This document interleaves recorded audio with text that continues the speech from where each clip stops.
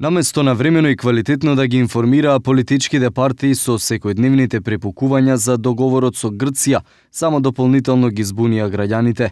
Од потпишувањето на договорот до првата дебата на Ману, освен партиски препукувања, граѓаните не добија соодветна информација или дебата од независните тела составени од научници. Ова во изјава за 1TV го вели Никола Спасов од агенцијата Рейтинг, кој смета дека стручните лица мораа подобро да им објаснат на граѓаните што државата добива, а што губи со договорот за името.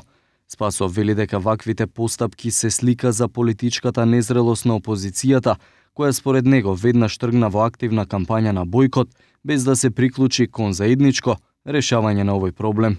Натаму продолжува оваа силна негативна кампања, дезинформирачка кампања на социјалните мрежи и ќе видиме како тоа конечно ќе се одрази. Значи да се навратам и на првичното моето толкување во однос на излезноста, точно е дека има сериозен процент на граѓани кои што не се сигурни во тоа што било вистина, што не било вистина, но сепак она што може да се види дека се добро мотивирани за во однос на придобивките кои што Македонија ги добива од овој договор. Ќе видиме како на крај тоа ќе се одрази на референдумот. Овој став на Спасов е изграден по тврдењата на министерот за надворешни работи Никола Димитров, кој смета дека граѓаните во минатите неколку месеци се бомбардирани со информации, но и дезинформации од различни страни. Постојано и директно со граѓаните и преку вас како медиуми и непосредно исто така преку социјалните мрежи, постојано зборуваме за договорот и постојано зборуваме за придобивките од договорот. Јас не знам дали можам повеќе да зборувам од тоа што го зборувам и мислам дека се додека не настапи молкот на полноќ во четврток на 27 септември, должност ми е и нас на сите како на влада е постојано да повторуваме и да објаснуваме.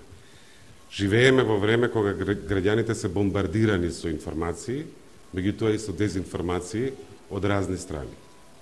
И затоа апелирам и иако текстот во клучните одредби не е долг, сепак договорот има 19 на 20 на страни и затоа е овој напор постојано на клучните одредби. Во синокишното гостување во отвореното студио на 1TV првиот меѓу еднаквите во законодавниот дом Талат Џафери изјави дека од почетокот на кампањата сите водат пропаганда, едни за подршка, други против договорот, трети за бојкот на референдумот. Меѓутоа, појдовна точка за сите вклучени во предреферендумската кампања треба да биде иднината на државата и нејзините граѓани, а не судбината на политичките партии, нивните лидери или пратеници. Џафери го критикуваше и Мицкоски, кој вели дека не им кажал јасно на симпатизерите и членовите на неговата партија каков став да заземат на референдумот.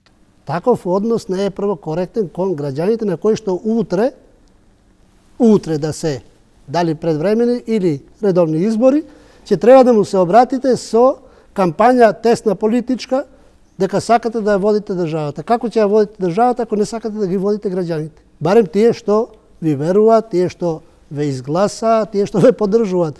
Кога Димитров зборуваше за дезинформирање на јавноста за тоа што носи договорот, истакна дека до крајот на кампањата, поточно до молкот кој настапува во четврток на полнок, должност му е да ги информира граѓаните за најбитните точки. Тој ги разјасни дилемите. Името на државата ќе биде Република Северна Македонија, а не како што дел од граѓаните сметаат Република Северна од Македонија.